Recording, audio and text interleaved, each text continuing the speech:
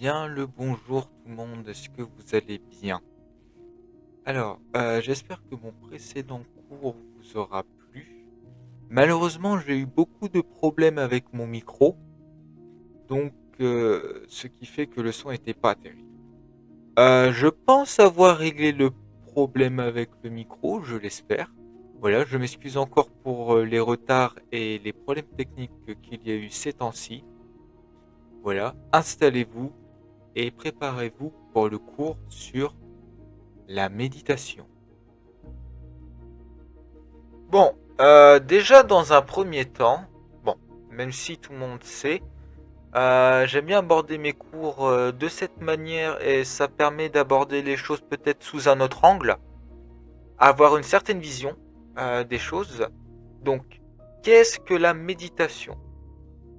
Bon, déjà, le terme méditation, il désigne une pratique mentale qui consiste généralement en une attention portée sur un certain objet au niveau de pensée, des émotions et du corps. Alors, il y a plusieurs formes de méditation, ça c'est sûr et certain. Ce qu'il faut comprendre dans la méditation, c'est une pratique qui est principalement du côté du bien-être. Ça permet de travailler principalement sur les énergies. Bon, on va parler des divers domaines de la méditation. Ça va vous surprendre, mais je vais déjà commencer par un. On n'y pense pas beaucoup. Quand on emploie couramment le terme méditer, méditer sur ses actions, méditer sur ses erreurs, donc on est déjà sur une remise en question. Donc là, on est sur le niveau de pensée. Mais, comme je le fais assez souvent, ce qui me permet d'avoir une pleine compréhension des choses et une évolution de l'intellect sur la philosophie. Je vais vous donner un exemple. Vous savez, ces fameuses vérités, ces questions particulières. La question de qui suis-je? Ça, c'est une question que toute personne peut se poser. C'est pour ça que l'on médite sur la question. Donc on appelle ça des questions existentielles. Voilà, que je ne l'avais plus en tête. Donc ce sont des questions existentielles. Et on passe par cette méditation afin de se centrer sur la question. Vous avez ensuite, et ça détourne vers le yoga, etc. après. Alors, la méditation sur les énergies. Donc, ce qui va nous permettre d'intégrer ou d'extérioriser des énergies externes et internes. Donc, afin d'atteindre la béatitude. C'est déjà l'une des méthodes. Beaucoup pratiquées à l'heure actuelle pour ses vertus déstressantes dans divers domaines, que ça peut être sur un plan familial, le travail et puis j'en passe. Attention, ça permet de souffler. Donc on va travailler sur les émotions. On va parler du corps. Oui, effectivement, ça peut avoir des vertus sur le corps. Je m'explique. Certaines personnes pratiquent la méditation quand ils sont malades. Effectivement, ça peut agir sur des toxines. La circulation à l'intérieur du corps humain. Donc là, on parle sur un plan physique. Maintenant, je vais vous parler élévation. Je m'explique. Déjà, dans un premier temps, on parle d'ouverture des chakras. Vous avez sûrement entendu dans mes cours quand j'employais le terme chakra. Donc, si ma mémoire est bonne, il en est cité 7, bien sûr il y en a plus. Donc on va rester sur les 7 pour ce cours-ci. Donc, du haut vers le bas. On commence toujours par le haut pour aller en bas, aux racines. Durant cette méditation, on peut ouvrir tous nos chakras. Bien sûr, sur un bien-être, un principe de s'équilibrer intérieurement. Je parle sur les autres plans, donc nos propres mondes intérieurs, mais aussi travailler nos ancrages à la terre. Et je vais l'avouer, ma problématique vient de mes ancrages de mon côté. Parce que je suis beaucoup vers l'élévation. Étant donné que j'ai quand même un certain niveau, je vais plus facilement vers le haut que vers le bas. Donc, perte d'ancrage, donc il faut que je travaille mes ancrages de mon côté. Donc, c'est déjà une étape. Deuxième étape, nous avons les ressentis, la vision. On peut rentrer dans des états comme l'on en a parlé dans l'un de mes cours de clairvoyance. On peut être amené à voir des mondes très particuliers, qui soient internes, divins, on va dire ça divin, peu importe la vision, disons que c'est sur les autres plans. Mais ces plans-là sont très particuliers. En général, on parlera plutôt de l'univers dans ce domaine. Ce qui donne une vision de la chose tout à fait différente à ce que l'on peut aborder depuis le tout début. Bien sûr, la cadence que je propose ressemble beaucoup au cours que j'ai fait précédemment. Maintenant, on va parler de comment ça fonctionne. On parle de méditation, on parle de posture, on parle de Bouddha, on parle de ceci, on parle de cela. Bon. Déjà, il n'y a aucune obligation d'avoir un Bouddha, il n'y a aucune obligation d'avoir de l'encens, ou bien j'en passe. Il n'y a aucune obligation. La première étape dans son fonctionnement, c'est l'endroit, le moment. Bien sûr, la méditation demande une certaine concentration, calme intérieur et savoir faire le vide. L'on peut harmoniser son environnement avec de l'encens, des senteurs, un Bouddha. Si vous êtes très croyant au niveau Bouddha, voilà. On ira sur le cas du jardin secret, au jardin personnel. Un sujet intéressant niveau cours, très très intéressant. Donc, déjà il y a l'environnement. Okay. Ensuite, la posture. Et là, ça va peut-être en surprendre plus d'un. Il pourrait penser que c'est si facile. Alors, bien sûr, en tailleur, voilà. Vous connaissez très bien cette posture. Seulement, vous avez les mains. La position des mains a son importance. Quand vous mettez le pouce sur l'index, vous avez d'autres mouvements. Le majeur, l'annulaire et l'auriculaire. Je ne plaisante pas. C'est différents niveaux. Et on ouvre des portes énergétiques.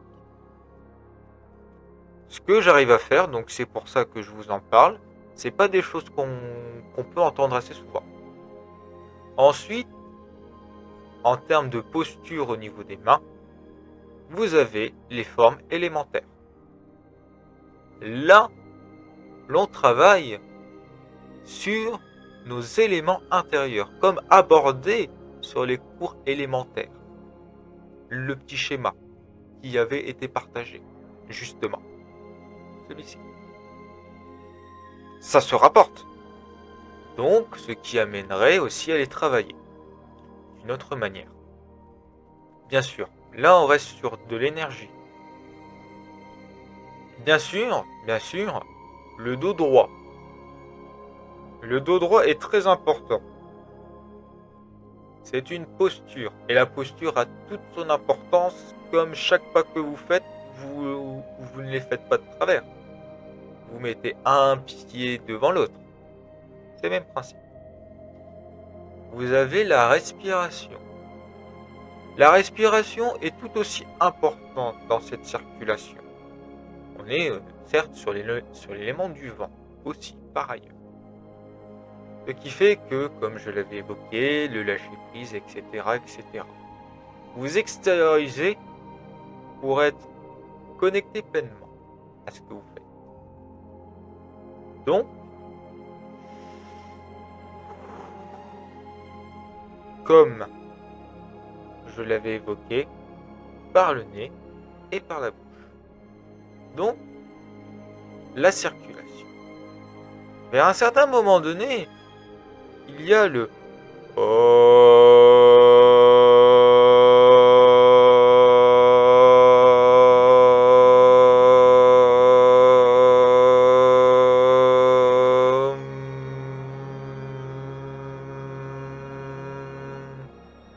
Bien sûr, je ne l'ai pas fait aussi loin que je sais le faire parce que bon, on est quand même en vidéo. Vous avez cela, vous avez des mantalas aussi. Je vous donne le mien qui m'est apparu lors d'une méditation, ça m'a même surpris.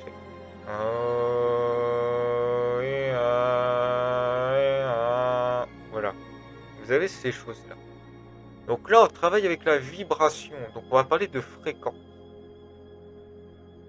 Et ça a tout son sens, hein, même si ça peut avoir l'air bête sur le moment. Ce sont les pratiques des moines tibétains qui passent des heures à la méditation, à la prière, parce que pour eux c'est quand même une prière, pour atteindre d'autres strates.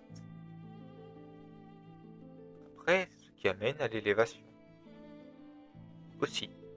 Mais ça permet d'avoir des influences sur le corps et l'âme, ainsi que sur les énergies. Ok. Maintenant qu'on parle de son, oui, ça peut être intéressant de mettre un peu de musique. C'est vrai que je ne l'ai pas évoqué. Vous avez des sons avec les moines tibétains, etc., etc. J'ai eu l'occasion de le faire. Et au bout d'un certain temps, je ne me suis pas rendu compte. Et j'ai été arrivé à la même fréquence au niveau des cordes vocales. Donc ma voix a modulé. Et je ne sais pas la faire. De base, c'est venu tout seul. Voilà. Pour vous expliquer la chose. Donc au niveau de la pratique, ça se passe comme ça. Voilà.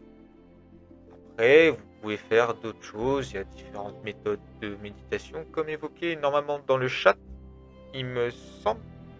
Dans le chat, je ne sais plus qui l'avait sorti avec les éléments. J'évoquais la position des mains et il y a plusieurs méthodes pour les éléments. Voilà. Alors, je pense qu'on est vers la fin. Je vais vous parler des exercices.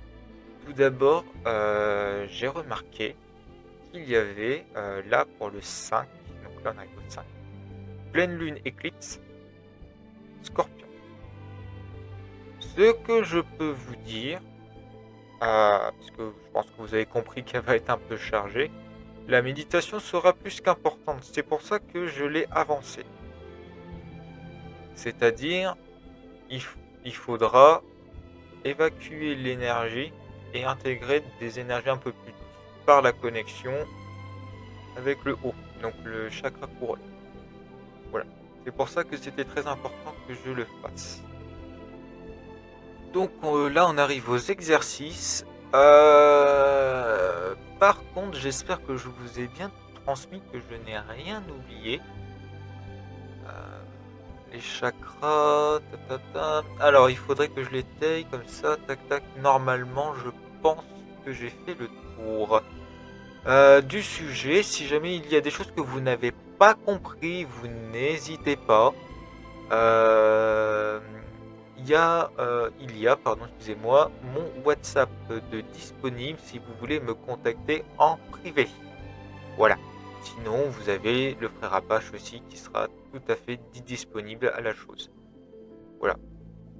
S'il manque des choses et que vous voulez les mettre en place, n'hésitez pas. Voilà. Je n'ai pas la vue malheureusement, mais voilà. N'hésitez pas. Euh, on verra pour la suite des choses. Donc, en exercice, qu'est-ce que je pourrais vous proposer? Donc là, je n'ai pas regardé sur internet pour quoi que ce soit parce que je m'en sers comme support. Voilà. Sachez-le, comme ça je vous explique correctement les choses. Et vu mon niveau, je sais ce qui sera juste et ce qui ne le sera pas. Voilà. Alors, déjà, je vais vous inviter à d'abord la respiration. Donc, le but, à la première étape, déjà, bon, c'est les premiers niveaux, donc ceux qui savent le faire pourront passer au prochain. Donc, la posture, comme expliqué, en tailleur, le dos droit, voilà. Fermez les yeux, c'est important, comme ça vous êtes coupé. Voilà. Vous allez pratiquer la respiration et faire le vide.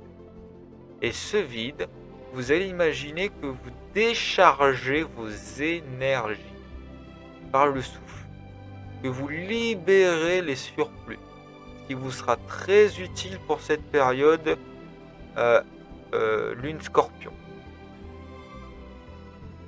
Ok, pour le premier exercice. Le deuxième exercice... Ah, j'ai oublié une chose. Pour le premier exercice, vous allez mettre votre pouce sur votre index. Voilà. Donc, première étape, premier niveau. Deuxième exercice, pour les personnes un petit peu plus avancées. Et pour ceux qui auraient maîtrisé le premier exercice. Même posture, seulement vous mettrez le pouce sur le majeur. Là, vous allez pratiquer le Om. Pas de mantra pour le moment, les mantras ça vient après, voilà, et des fois ils apparaissent comme ça, voilà, et vous ne vous en rendez pas compte. Donc la deuxième étape c'est le Om, donc par la vibration, donc on va passer aussi par un détox et détendre les esprits, purger, etc. Donc là on sera purement sur l'esprit aussi. Donc ça sera la pratique du Om. Bien sûr, pas besoin de le faire pendant 1 heure. Tout dépend les niveaux. Le but, c'est d'y aller au fur et à mesure. L'endurance vient avec le temps. Donc déjà pour la deuxième étape. Et sur cette deuxième étape vient normalement les mantras. Mais les mantras n'est pas l'obligation suprême. Attention. Si vous souhaitez, si vous avez besoin de guidance, n'hésitez pas à prendre les chants des moines, les hommes, etc. Voilà. Et si vous sentez que c'est une bonne fréquence, allez-y. Voilà. Mais si vous avez besoin de référence niveau fréquence, n'hésitez pas. Évidemment, je ne vous mettrai pas des fréquences trop élevées. Pour le deuxième exercice. Troisième exercice.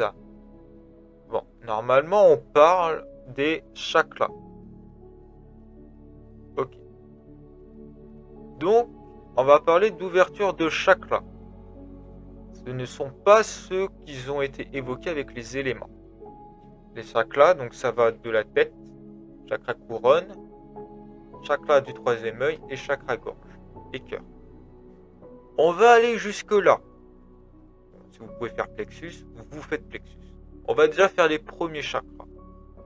Donc là, on est sur de la perception et de la visualisation. C'est le ressenti d'une énergie qui vient vers le haut du sommet du crâne qui va ouvrir le chakra du troisième œil qui est normalement éveillé pour la plupart, qui fera évoluer ces chakras. Ok. toute façon, vous le sentirez, ça sera des énergies et ça va même tournoyer pour certains. On essaye déjà troisième œil au chakra gorge, excusez-moi. Normalement, vous pouvez minimum faire le chakra gorge si le troisième œil est déjà ouvert. Si vous sentez que ça coince trop, n'hésitez pas à faire le home en même temps, par la vibration pour nettoyer vos chakras et pour aligner un peu. Voilà. Si vous y arrivez jusqu'au chakra cœur, voire le plexus. Voilà. Je vous ai déjà donné 3 exercices. Normalement, alors, en troisième exercice, ça devrait aller jusqu'au chakra racine. À savoir. En quatrième, normalement, on a la partie élévation. Mais c'est trop tôt. Je vous donne les bases. Je vous donne ces exercices-là qui sont très bien. Voilà. Je vous donne juste un petit bonus. Si vous ne pouvez pas méditer. C'est une visualisation. Au niveau de vos pieds, vous avez comme des racines.